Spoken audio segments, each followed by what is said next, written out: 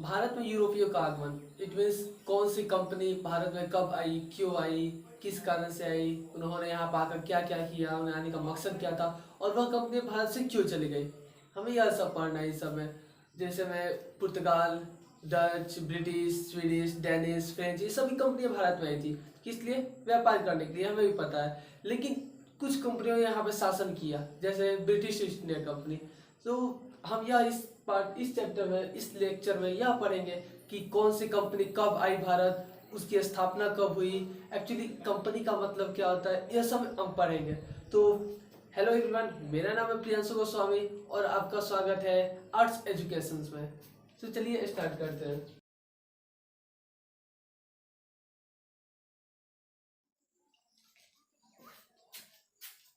तो भारत में आने वाली मुख्य रूप से ये कंपनियां थी। ये लगभग 5 कंपनियां थी। एक स्वीडिश ईस्ट इंडिया कंपनी भी थी, लेकिन वो काफ़ी समय के लिए आई नहीं थी, उसका काफ़ी विस्तार नहीं हुआ था, इसलिए हम उसके बारे में नहीं पढ़ेंगे। हम मुख्य रूप से 5 के बारे में पढ़ेंगे। तो हमें पता है कि भारत में सबसे पहले आने वाली कंपनी पुर्तगाल थी, लेकिन उस कंपनी का नाम था एस्टाडो द इंडिया, जो पुर्तगाली ईस्ट इंडिया कंपनी के नाम से जानी जाती है। यह सभी स्थापना वर्षों के नाम से है। ठीक, इट मीन्स कौन सी कंपनी कब स्थापित हुई उस हिसाब से। इट मीन्स पहला स्टाडो द इंडिया पुर्तगाल कंपनी 1498 में स्थापित हुई थी। ब्रिटिश ईस्ट इंडिया कंपनी 1600 में स्थापित हुई थी। वेरिंगदे ओस्ट इंडियस कंपनी डच की जो कंपनी है वह 1602 में स्थापित हुई थी। डेनिश ईस्ट इंडिया कंपनी 1616 में स्थापित हुई थी। और कंपनी देश इंडेस ओरिएंटलिस जो एक फ्रेंच ईस्ट इंडिया कंपनी थी वह 1664 में स्थापित हुई। तो यह इन लोगों का स्थापना वर्ष है। अगर क्रम की बात करें हम कि कौन सी कंपनी इस भारत में कब आई थी, सबसे पहले कौन आई थी, उसके बाद कौन आई थी, उस हिसाब से देखिए यह कंपनी सबसे पहले आई थी पुर्तगाल की, हमें पता है। और दूसरी थी डच। ये कंपनी दूसरी सबसे बड़ी कंपनी थी जो भारत में आई थी। और ब्रिटिश ईस्ट इंडिया कंपनी तीसरी सबसे बड़ी यूरोपीय कंपनी थी जो भारत में आई थी। उसके बाद डेनिश आए थे, उसके बाद फ्रेंच आए थे और स्वीडिश सबसे अंत में आए थे। तो हम स्वीडिश का नहीं पढ़ेंगे क्योंकि उनका काफी विस्तार नहीं हुआ था। तो यह मुख्य रूप से कंपनियां हैं। आप बारी बारी से इनके बारे में पढ़ेंगे। पहले पढ़ेंगे एस्टाडो द इंडिया, इट मीन्स पुर्तगाली ईस्ट इंडिया कंपनी। यह भारत में क्यों आई थी, कहाँ से आई थी, सर्वप्रथम इस कंपनी का गवर्नर कौन था, इसकी स्थापना कैसे हुई, ये सभी के बारे में हम पढ़ेंगे।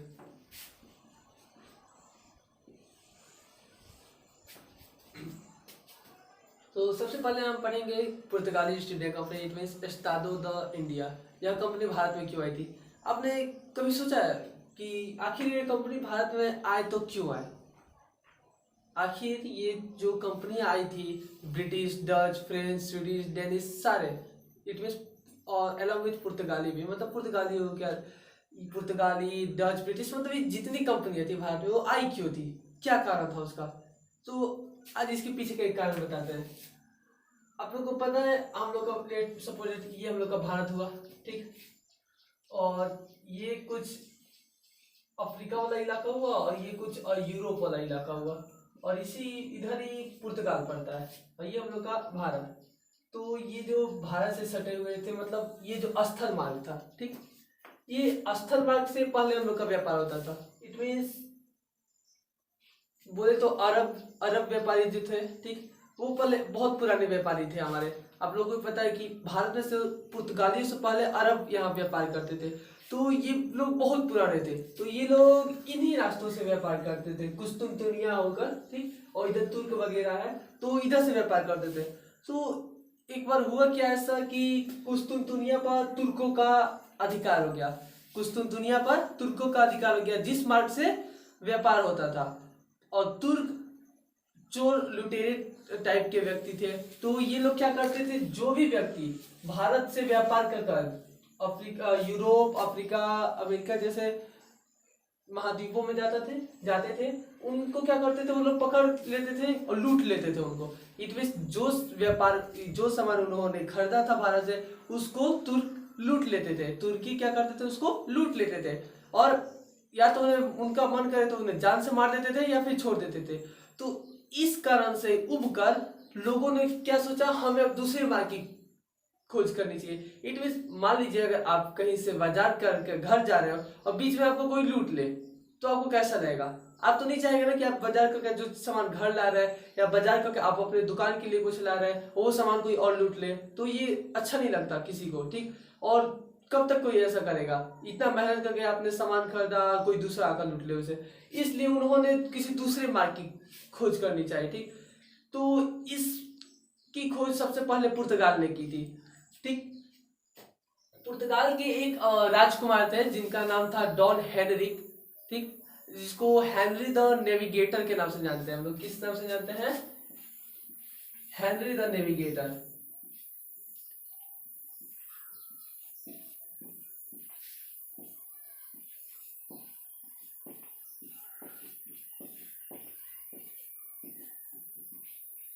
इन्होंने हेनरी द नेविगेटर, इनका एक्चुअल नाम था प्रिंस हेनरी, मतलब राजकुमार हेनरी। बट नेविगेटर इनको इसलिए कहा जाता है क्योंकि ये थोड़ा कुछ साइंटिस्ट टाइप के व्यक्ति थे। इट मीन इनको खोज करना बहुत पसंद था, आविष्कार करना बहुत पसंद था। तो इन्होंने क्या किया, इन्होंने चाहा कि आखिर ये जो बाजार में मसाले आते हैं वो आते कहाँ से है, ठीक। तो इन्होंने पता लगाया, तो इन्हें यह पता चला कि ये सारे मसाले भारत से आते हैं। फिर इन्होंने सोचा कि फिर ये व्यापार हम क्यों नहीं कर सकते, क्योंकि जो उनके बाजार में यह मसाले मिलते थे वो बहुत बड़े दामों में मिलते थे, बहुत ऊंचे दामों में, बहुत महंगे मिलते थे इन लोगों को। तो इन्होंने सोचा कि क्यों ना हम मसालों के व्यापार करें। तो इन्होंने फिर पता लगाया कि कुस्तुनतुनिया पर तुर्कों का अधिकार है, जिससे मसाला जो भी लेकर व्यापारी आते थे उन्हें वह लूट लेते थे और मार भी देते थे। इसलिए उन्होंने सोचा कि हम किसी दूसरे मार्ग की खोज करें। तो स्थल मार्ग के अलावा उन्हें सूझा जल मार्ग, ठीक, जल मार्ग। उन्होंने इस कारण से जल मार्ग से जाने के लिए खोज किया। उन्होंने अपने यहाँ के बहुत लोगों, जैसे सबसे पहले बार्थोलोम्यू डियास को भेजा था। उसके बाद हमें पता है कि वास्को डी गामा आए थे भारत में, जिन्होंने, जिसको हम लोग बोलते हैं भारत की खोज की थी। बट एक्चुअली उन्होंने भारत की नहीं, भारत आने के लिए समुद्री मार्ग की खोज की थी, ठीक। तो ये लोग थे। तो और एक और चीज था, ये कुस्तुनतुनिया पर 1453 में कुस्तुनतुनिया पर अधिकार हो गया था, ठीक। ब्रिटेन में नवोदित राष्ट्र का उदय हो गया था, ठीक। तो उस समय हुआ था ना बहुत क्या बोलते हैं, एक क्रांति आई थी, ठीक है ना, औद्योगिक क्रांति जिसे हम बोलते हैं। वो औद्योगिक क्रांति में नए नए चीजों का आविष्कार हुआ, ठीक। तो उसी टाइम हेनरी द नेविगेटर ने बहुत सारे जहाजों का निर्माण करवाया।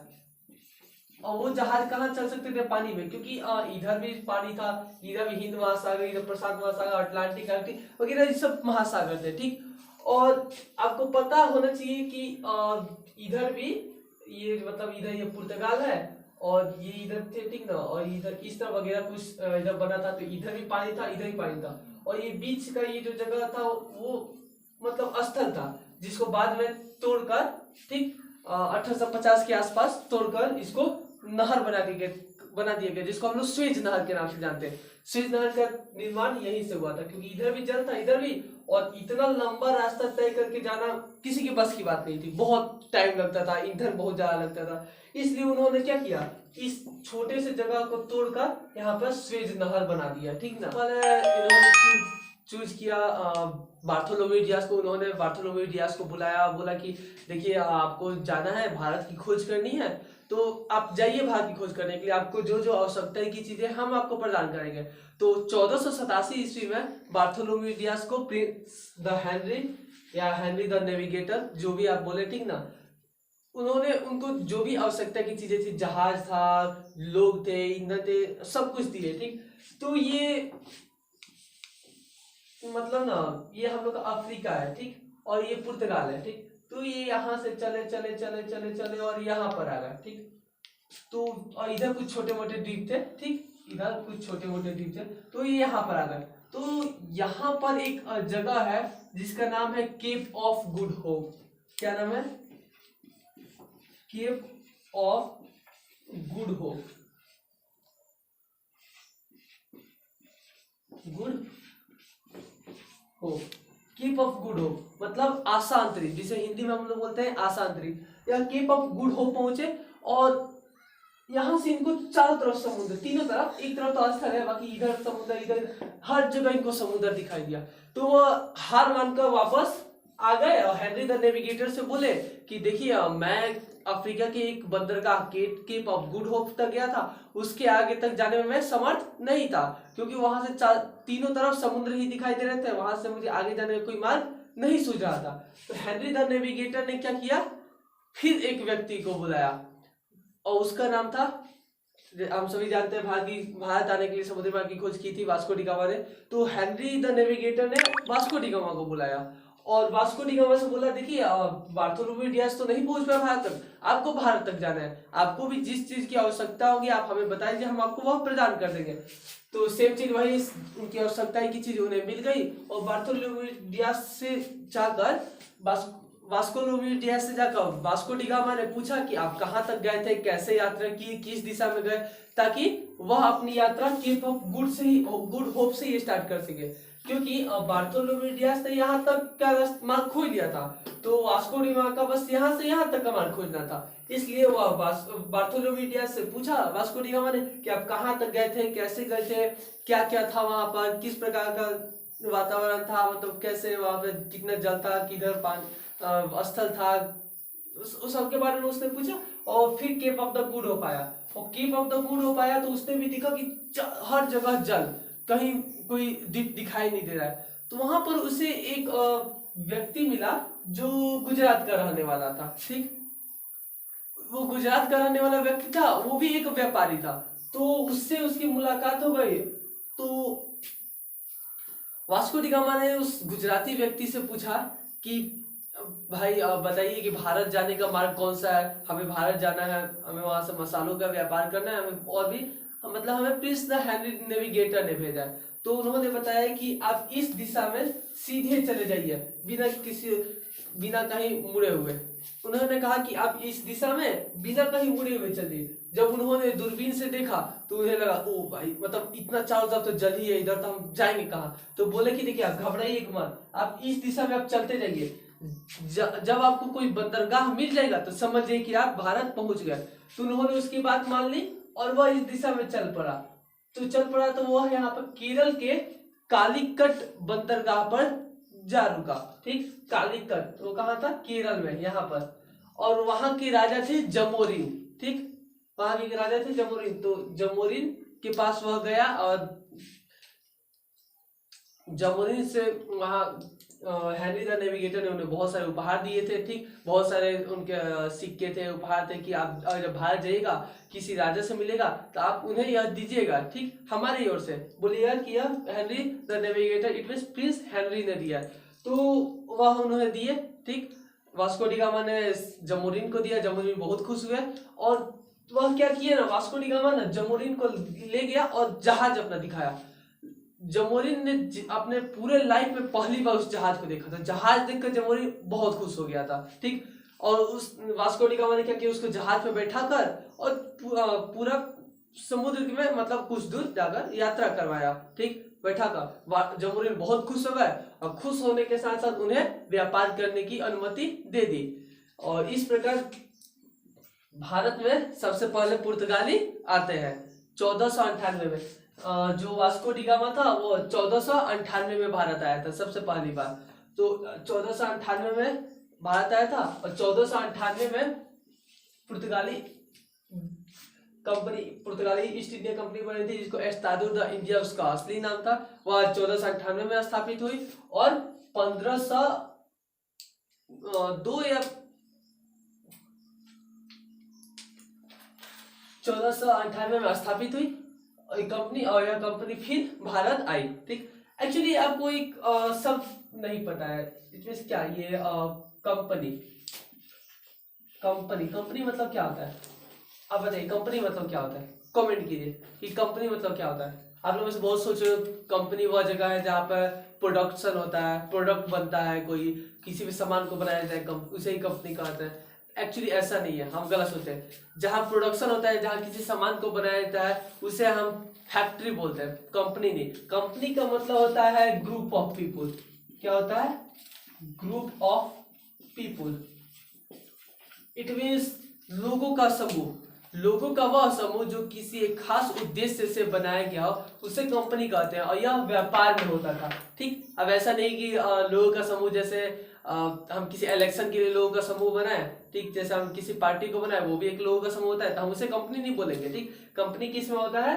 व्यापार में। ठीक, जैसे बीजेपी, कांग्रेस, ये भी तो लोगों का समूह है, और इन लोग का खास मकसद है क्या? चुनाव में विजय प्राप्त करना, चुनाव लड़ना, ठीक ना, शासन करना, इन लोगों का काम है। तो हम ये कंपनी नहीं बोलेंगे क्योंकि ये लोग व्यापार से संबंधित नहीं है। जो व्यापार से संबंधित होगा उसे ही हम क्या बोलेंगे? कंपनी। ठीक, तो कंपनी का मतलब क्या होता है? ग्रुप ऑफ पीपुल्स, लोगों का समूह। लोगों का वह समूह जो किसी खास उद्देश्य से बनाया गया हो उसे हम कंपनी कहेंगे। ठीक, तो अब कभी मिस्टेक मत कीजिएगा कि कंपनी मतलब वह जगह होता है जहां पे हम सामान बनाते हैं। एक्चुअली ऐसा नहीं है। कंपनी का वह मतलब होता है ग्रुप ऑफ पीपुल्स, लोगों का वह समूह जो किसी खास उद्देश्य से बनाया गया। ओके, तो अब हम पढ़ेंगे कि भारत में पुर्तगाली कंपनी कब कब आई थी, कौन कौन उसके गवर्नर थे, और इन्होंने कैसे यहाँ पर अपना व्यापार स्थापित किया, कैसे क्या किया। ठीक, और एट द एंड इनके पतन का क्या कारण था। ठीक, हम यह पढ़ेंगे।